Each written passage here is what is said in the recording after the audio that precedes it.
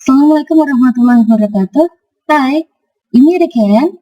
Welcome back to STASEP Certification Class in Meeting 5. Oke, nggak terasa ya kita udah sampai di meeting kelima.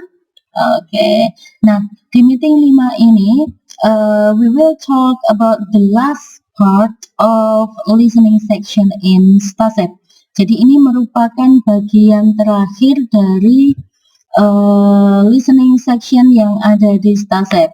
Otomatis tipe soalnya nanti juga beda lagi dengan yang sebelumnya, dan seperti yang sudah disampaikan di awal-awal dulu bahwa STASEP ini soalnya upgrade from the easiest one to the hardest one. Jadi untuk part listening, part D atau yang akan kita bahas di meeting 5 ini merupakan the most difficult part of listening, maybe? Ya, karena memang kenapa dibilang sulit? Karena recordingnya juga cukup panjang, tingkat kesulitannya juga agak sedikit lebih tinggi dari yang sebelumnya, dan juga tipe soalnya cenderung agak lebih kompleks dibandingkan dengan part-part listening yang sebelumnya.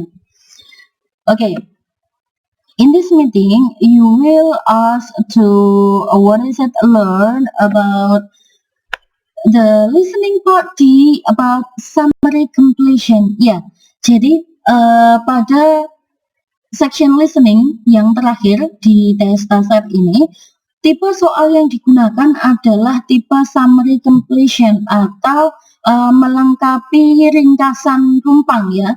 Jadi kalian nanti akan diberikan sebuah paragraf singkat yang merupakan ringkasan dari apa yang dibahas pada recording yang kalian dengarkan. Nah, akan tetapi ringkasan tersebut ada beberapa bagian yang blank atau kosong. Nah, tugas kalian di sini adalah mendengarkan dengan seksama soal yang diputar pada recording, sehingga kalian bisa melengkapi summary yang rumpang tersebut. That's the point of listening part D. Nah, indikatornya bagaimana? Tahunya bagaimana kalau kita sudah bisa memahami setidaknya summary completion ini? Ya, jadi setelah kalian mempelajari dalam summary completion itu karakteristiknya seperti apa, lalu strategi yang bisa kalian terapkan nanti seperti apa, kalian akan langsung mempraktekannya untuk mengerjakan kuis-kuis yang ada di sini ya, seperti biasanya.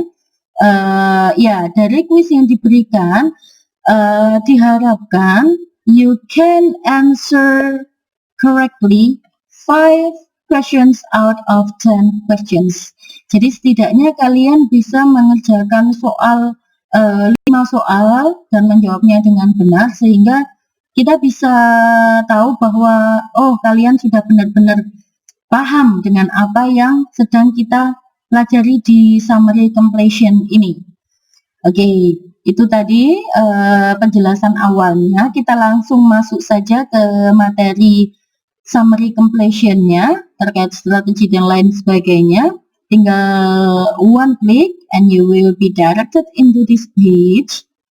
Oke, kita enlarge materinya ya, sambil kita bahas kira-kira di chapter 5 atau di meeting 5 ini summary completion itu tipe soal yang seperti apa.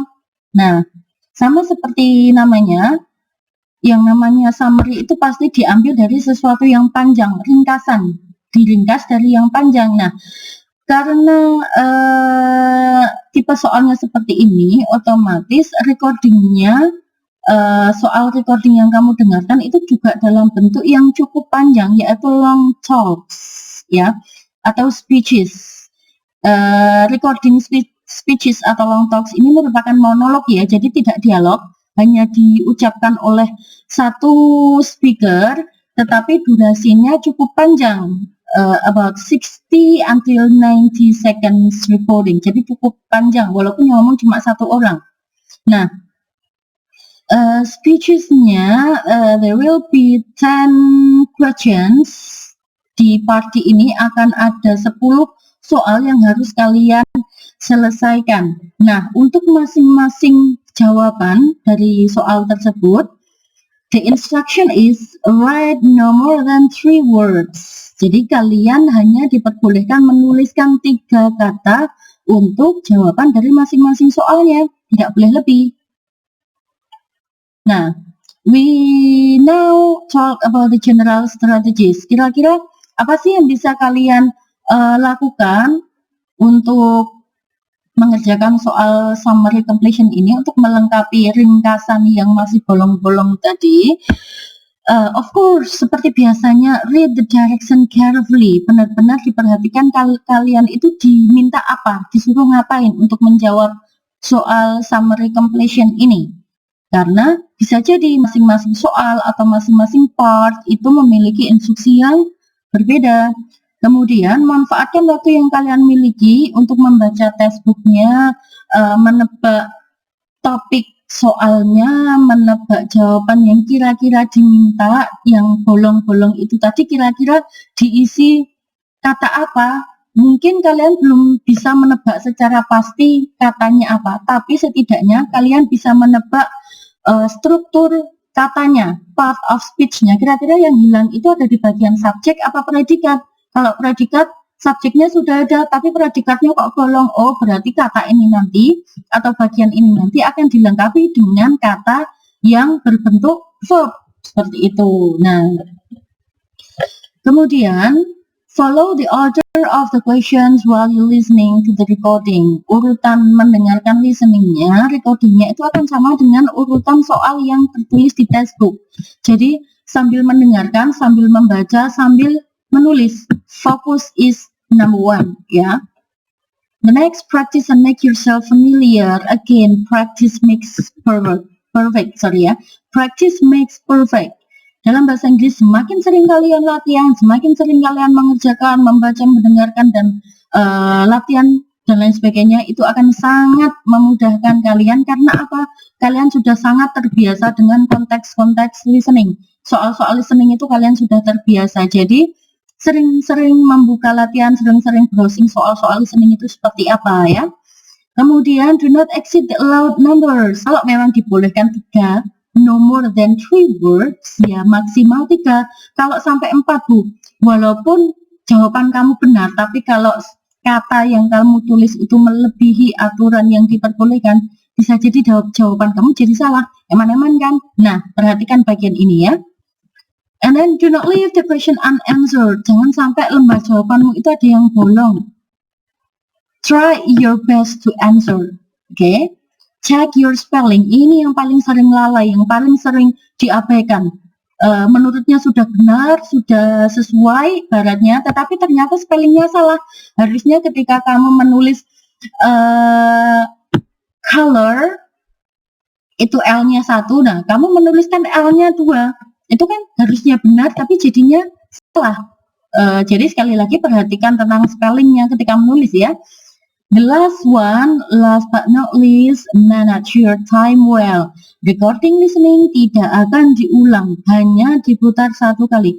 Jadi, pastikan kamu bisa mengatur waktu mendengarkan sambil membaca, sambil menulis itu dengan sangat baik, ya. Sehingga ketika recording selesai diputar alias berhenti, kamu juga selesai menjawab.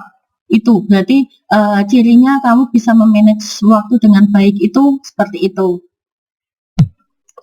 Lalu kira-kira strategi lain apa lagi Bu yang bisa kita terapkan untuk mengerjakan soal summary completion ini? Ya, tentu saja ada strategi yang lain juga, dan mungkin strategi ini 11-12 dengan part atau strategi listening pada part-part sebelumnya, akan tetapi pada aplikasinya akan ada sedikit perbedaan, ya, mungkin. Nah, strategi yang pertama masih tentang sentence alteration atau perubahan struktur kalimat. Jadi, kata atau kalimat yang kalian dengar di recording itu tidak akan sama plek dengan apa yang tertulis di textbook. Apalagi pada part D ini, tipe soal yang digunakan adalah summary completion, berbentuk ringkasan. Otomatis soal yang tertulis di textbook itu akan lumayan berbeda dengan apa yang kalian dengar di recording. Tetapi perbedaan ini hanya dalam ranah strukturnya saja, bukan maknanya. Jadi kemungkinan bentuknya berbeda ya, ibaratnya itu casingnya berbeda, tetapi dalamnya, isinya itu masih sama. Nah, tapi kalau berbeda kayak gitu nanti bingung nih. No, you cannot be confused. Nggak usah bingung, nggak usah takut, nggak usah khawatir, karena ada apa ya, rambu-rambunya lah ya ibaratnya. Ada beberapa patokan yang bisa kalian gunakan untuk memagari bahwa perubahannya itu terjadi pada konteks-konteks berikut ini. Yang pertama, find the synonym.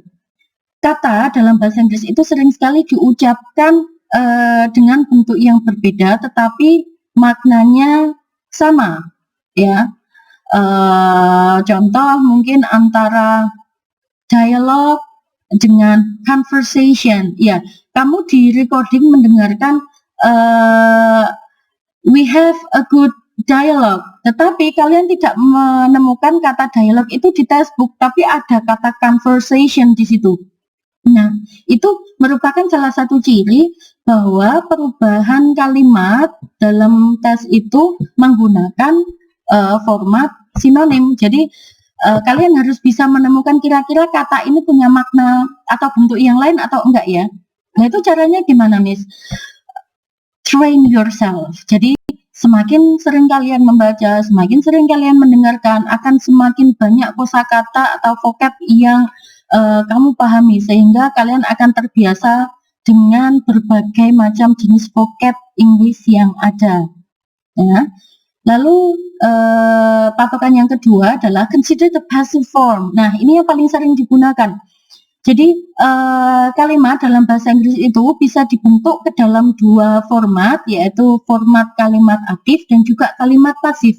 Cirinya apa? Kalimat aktif itu seseorang melakukan sesuatu. Tapi kalau kalimat pasif berarti dibalik, sesuatu dikenai pekerjaan oleh seseorang. Nah, contohnya apa? Di recording kamu mendengarkan my sister teach English, tetapi kamu tidak melihat kata my sister di textbook. Yang tertulis di textbook apa? English is taught. Nah, bahasa Inggris sedang diajarkan. Nah, itu ada perubahan kalimat dengan menggunakan format passive form. Ini sering sekali digunakan. Jadi biasakan diri kalian kalau di situ kalimatnya aktif tapi di textbook pasif, oh berarti ini dirubah. Lalu taunya kalau ini dirubah gimana, Miss? Keywordnya akan tetap sama.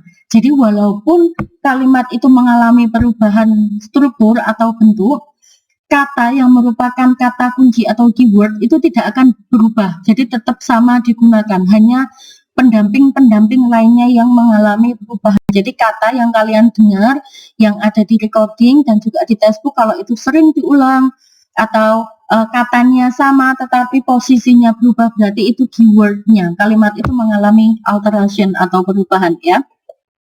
Kemudian structure sentence simplification, menyederhanakan kalimat. Otomatis format ini akan sering sekali atau sangat mungkin muncul dalam listening part D, karena memang format pertanyaannya adalah what is it? Summary completion. Ya, dalam bentuk summary ringkasan. Otomatis dari recording yang kamu dengar dengan textbook yang tertulis itu pasti bentuknya akan diringkas. Nah, perubahan ini harus kalian kenali, yang harus kalian bisa identifikasi sehingga kalian bisa tahu nanti jawabannya itu apa. Kira-kira di recording ngomongnya 2 kalimat, hanya diringkas di textbook menjadi 1 kalimat. Nah, kata-kata yang nggak penting itu biasanya di reduce atau dihilangkan, hanya keywordnya saja yang diulang di textbook, seperti itu. Lalu strategi yang kedua tentang parallelism ya, masih tentang parallelism.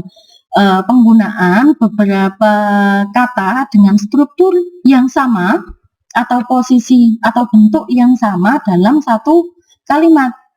Nah, kalau noun ya noun semua, kalau verb ya verb semua. Nah, itu sering sekali muncul dalam soal tipe completion, terutama summary completion. Jadi, salah satu kata dari beberapa kata paralel yang ditulis itu hilang atau blank, atau itu yang jadi jawabannya. Jadi kalau kalian bisa mengidentifikasi, oh kata ini merupakan masuk ke dalam kelas kata verb, kata kerja, berarti yang kosong itu nanti juga bentuknya kata kerja.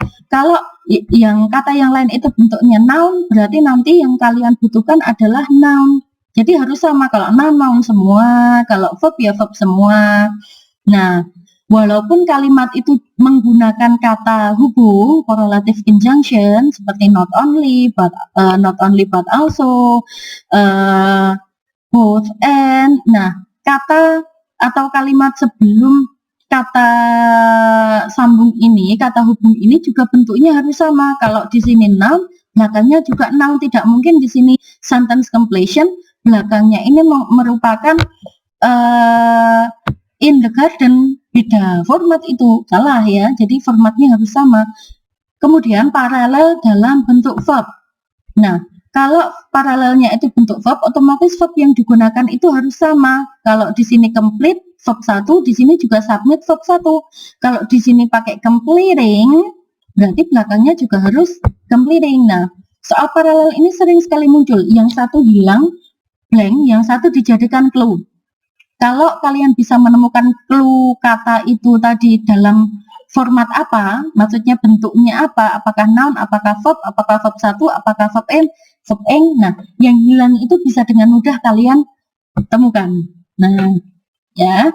Lalu strategi yang terakhir adalah terkait dengan sequential dari recording sama textbook yang kalian kerjakan. Sambil mendengarkan, berarti sambil mengerjakan, tidak bisa dibolak-balik ya, karena waktunya bersamaan dan urutannya itu sama antara yang recording di awal-awal itu pasti juga akan muncul di soal yang awal-awal. Kalau kalimat recording itu muncul belakangan, dibahas belakangan, pasti juga akan muncul di pertanyaan yang akhir-akhir. Ini nggak akan kebalik. Jadi tenang saja, kalian harus bisa mengikuti alurnya. Nah, itu tadi beberapa strategi untuk summary completion pada listening stase.